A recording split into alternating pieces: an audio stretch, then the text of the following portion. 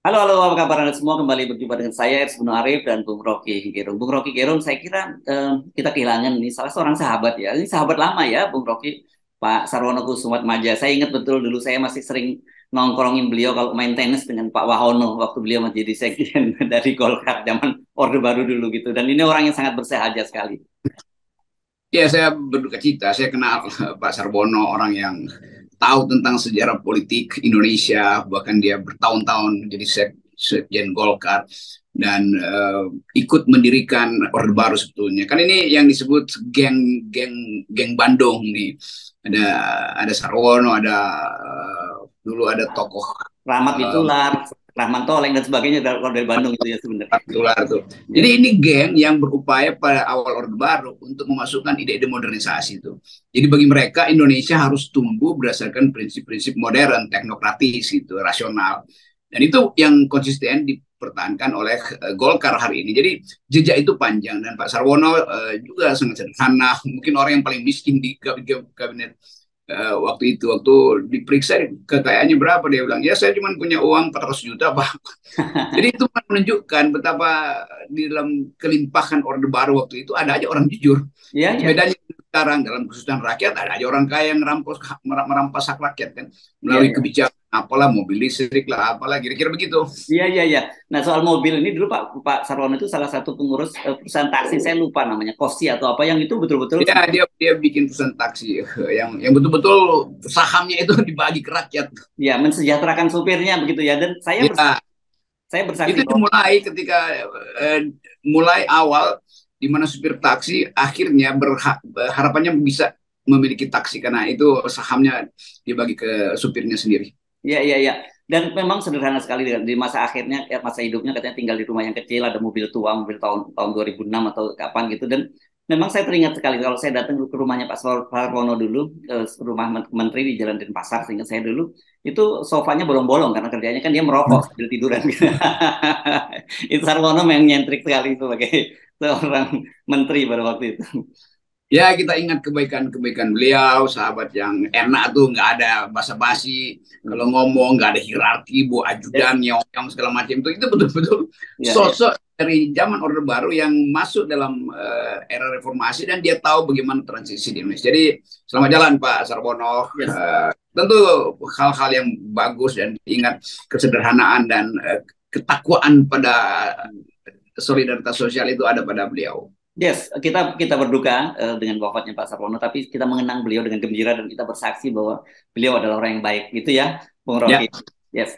Oke, dan menarik tadi karena ngomongin soal bikin perusahaan kosti, terus kemudian mensejahterakan para supirnya, beda dengan sekarang ini yang disoroti oleh netizen.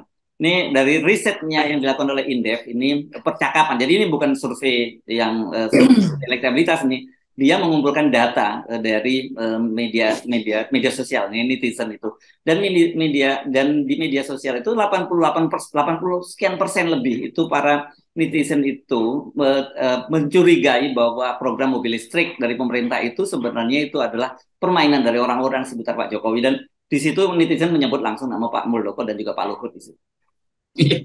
Jadi netizen nggak mungkin ditipu dengan headline yang dipromosikan oleh dari kabinet. Mungkin aja betul penting transisi energi terbarukan, tetapi kita tahu bahkan di dunia internasional yang dipersoalkan bukan produk akhir dari energi terbarukan itu dalam bentuk mobil listrik, tetapi di hulu diperoleh dengan cara apa industri listrik itu. Kalau nggak ada kompetisi, kalau hanya dikuasai oleh dua tiga orang, maka dianggap bahwa proses pembentukan energi atau produksi energi terbarukan itu dilakukan dengan cara tidak demokratis. Artinya ada kartel bermain di situ, ada oligarki di situ tuh. Itu yang dipersoalkan oleh milenial dunia. Jadi saya beberapa waktu lalu bercakap-cakap dengan milenial di Eropa dan mereka menganggap Indonesia ini nipu bahwa hasilnya memang energi terbarukan, mobil listrik, tetapi penguasaan hulu dari energi itu hanya ada pada segelintir orang. Itu justru yang jadi persoalan. Karena itu Indonesia potensial atau bahkan sudah diancam untuk di-ban dalam beberapa produk yang disebut green okay gitu atau ya yang boleh dianggap hijau tetapi proses memperoleh yang hijau itu tidak demokratis. Artinya kartel yang menguasai energi itu. Itu yang terjadi juga di Indonesia. Orang lihat ya Muldoko dari awal punya kepentingan di situ karena dia menguasai apa namanya asosiasi mobil listrik apa segala macam itu. Dan itu sebetulnya yang kita bayangkan. Netizen tahu cara untuk melawan sekarang tuh. Itu dengan data kecil mereka tahu ya subsidi bagus, ya tetapi yang diuntungkan oleh subsidi itu bukan kami yang membeli, tetapi mereka yang menguasai industri itu. Kan itu soalnya. Oke, supaya nggak salah nih Bung Rocky ya, saya bacakan ya. Pak Muldoko ini jabatannya yang resmi adalah Ketua Perkumpulan Industri Kendaraan Listrik Indonesia. Organisasi ini, nah ini tujuannya yang keren Bung Rocky, dibentuk buat mendukung peraturan Presiden nomor 55 tahun 2019 tentang percepatan program kendaraan listrik berbasis baterai. Waduh, jadi dari dari sini aja bagaimana mungkin ada seorang KSP kemudian menjadi ketua perhimpunan dari perusahaan industri listrik, kendaraan listrik begitu. Dan walaupun alasannya wah untuk mendukung percepatan program itu, orang lihat itu ada konflik of interest gitu. Sementara Pak Luhut dicurigai karena ya ponakannya Pak Nusahrir kan punya perusahaan motor listrik itu juga gitu. Ya itu yang dipersoalkan oleh netizen memang tuh. Karena ini penguasaan dari hulu ke hilir akhirnya kan. Itu yang nggak boleh terjadi. Harus ada kompetisi. Nggak bisa Muldoko sekedar mengklaim demi itu, tapi dia ada pemain di situ. Kan nggak mungkin orang secara skala ekonomi itu listrik itu kan luar biasa tuh. Dan manipulasi-manipulasi di bidang informasi ini yang membuat netizen kesel. Dan mereka anggap iya ini kan nipu sebetulnya tuh. Jadi ini udah terbuka. Ya, sebaiknya bukan sekedar klarifikasi, ya udah batalkan aja soal subsidi itu dan dimulai dari awal bahwa oke, rakyat memerlukan mobil listrik tetapi dengan proses yang demokratis. Dan lebih dari itu harus dipastikan kalau jualan mobil listrik itu berarti harus juga fair. Mereka yang dipaksa beli mobil murah waktu itu oleh Jokowi ya mesti diganti dong mobilnya dengan listrik kan. Orang yang beli mobil murah ketika Jokowi pamerin mobil-mobil murah itu yang bukan dari listrik, dia berpikir dia bisa pakai 5-10 tahun, namanya rakyat mau begitu. Sekarang dipromosikan dengan mobil listrik. Teorinya mobil lama itu ditarik dikasih ganti mobil listrik yang dimulai dengan proses pembuktian bahwa mobil listrik itu subsidinya tidak jatuh pada produsennya yang menguasai industri energi hulunya tuh. Jadi mesti terbuka tuh. Kalau bisa bikin aja pansus di DPR supaya buktikan bahwa suara netizen itu juga harus didengar oleh DPR karena ini menyangkut keadilan sosial dan menyangkut pengkartelan atau perkoncoan di tingkat elit. Nah, sekarang ini memang mobil listrik belum disubsidi. Masih menarik kelihatannya alokasinya dengan Ibu Sri Mulyani. Tapi yang sudah disubsidi itu adalah motor listrik. Dan nggak main-main, 7 triliun itu subsidinya.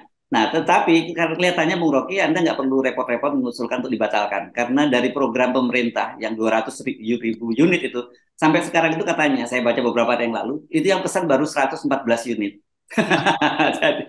jadi saya tidak tahu apakah ini memang ada aksi boykot atau memang sebenarnya memang motor listrik ini memang bukan untuk kelas bawah, ini tetap kelas untuk orang berpunya. Jadi subsidi untuk orang kaya dan juga mensubsidi perusahaan-perusahaan motor listrik tadi. Ya, ini bisa-bisa nih jadi mobil motor listrik merek SMK KW2. Jadi itu yang membuktikan bahwa di Indonesia asing itu menyorot bagaimana Indonesia memanipulasi isu lingkungan itu untuk kepentingan penguasaan hulu sampai hilir oleh 3-4 orang pemain aja kan. Jadi tetap di situ ada fraud, di situ ada penyelundupan hukum, di situ ada penipuan tentang hak rakyat untuk memperoleh energi bersih dan subsidi. Jadi segala macam hal bisa kita bongkar mulai dari situ. Dan udah mau dibongkar nggak mau dibongkar, netizen udah bersuara bahwa mereka nggak percaya dan mereka ya pasti dia boykot lah kalau nggak percaya kan. Kan ilmu netizen sekarang adalah apa yang menjadi isu itu mereka periksa tuh, termasuk gosip-gosip infotainment segala macam itu kan diperiksa. Ada mau ketahuan bohong gitu dan berurusan kebohongan itu ya udah mesti dia malu aja kan. Ya. Dan di luar itu kan kita tahu bahwa selain pemainnya tadi itu ada ponakannya Pak Luhut, ada juga Goto. Dan Goto ini kalau kita ngomong Gojek Tokopedia ini kan ada Erick Thohir bagaimanapun juga di situ karena kakaknya ada di situ juga gitu. Belum lagi kalau kita ngomongin ketua umum Kadin Arvin Rashid yang itu juga salah satu tim suksesnya Pak Jokowi kemarin juga yang mendampingi Pak Jokowi ketemu relawan. Jadi betul-betul kalau di luar negeri itu orang bicara tentang kendaraan listrik itu betul-betul untuk lingkungan, dan itu pun juga sebenarnya tidak semuanya berhasil. Di Indonesia ini menjadi parah isu lingkungan, covernya lingkungan, tapi sebenarnya lagi-lagi kepentingannya dari fraud ya, kebetulan itu berkaitan dengan konflik of interest. Nah, itu intinya, konflik of interest itu dikenali dengan baik oleh investor asing tuh. Dan itu akan jadi kampanye buruk buat Indonesia. Buat ditemukan mobil listrik itu menyengat rakyat tetapi menguntungkan pemilik-pemilik pabrik-pabrik ini nih. Ini sebetulnya dasar pertama yang ingin kita buka ke publik kalau terjadi perdebatan antara calon presiden. Kan isu mobil listrik ini akan jadi isu nasional dan isu global tuh. Nah, mulailah di situ. Siapa yang berani untuk bertanding dengan pikiran netizen tentang isu lingkungan ini? Kan kita ingat juga bahwa netizen di survei terakhir, netizen sangat peduli dengan konsep-konsep green economy dan security. Nah, ini sebetulnya yang harusnya diajukan sebagai tema kampanye KPU. Kapan? Bukan tunggu masa kampanye, mulai dari sekarang, karena isunya udah dari sekarang kok. Jadi undang aja capres-capres ini atau tim suksesnya ke kampus-kampus dan debat soal mobil listrik ini. Itu lebih fair tuh. Ya, ya. Dan kalau kita lihat situasi sekarang ini, memang di ujung pemerintahan Pak Jokowi ini makin sampah-sampah yang berada di bawah karpet itu semua bermunculan di permukaan, dan rasanya saya kira ini sulit ditahan ya, karena di satu sisi Pak Jokowi tetap ingin mempertahankan kekuasaannya, tapi di satu sisi kemudian bermunculan sampah-sampah demokrasi, sampah-sampah praktek korupsi di pemerintahan, yang saya kira ini akan membuat mereka yang kita sebut sebagai swing voters gitu ya, dalam pemilu nanti akan sangat besar ya, Bung Rocky ya. Iya, ini swing voters ini yang berbahaya karena dia bisa sampai mungkin 30 juta anak muda itu tuh. Dan ini adalah potensial untuk jadi golput, potensial untuk dialih-alihkan suaranya tuh. Nah, kita ingin supaya swing voters ini terus kita pelihara tuh sebenarnya. Karena hanya ini yang bisa kita jadikan untuk bertambah untuk menagih praktek-praktek buruk kekuasaan tuh. Nah, FNN di dalam beberapa riset dianggap sebagai yang ikut memimpin swing voters ini nih. Karena pembicaraan saya dan Hersus selalu diikuti netizen dan menganggap kami tahu bahwa FNN ini beroposisi di tingkat ide dan belum ada kejelasan FNN arahnya kemana tuh. Jadi swing voters nunggu pengarahan dari FNN nih mau kemana.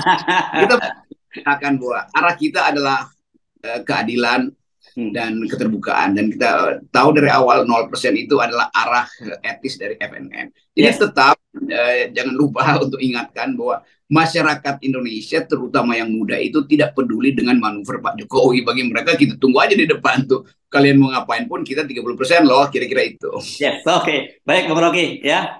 Tetap 0% dan kita nolkan dulu semuanya ya. Yes. Oke, thank you. Yo.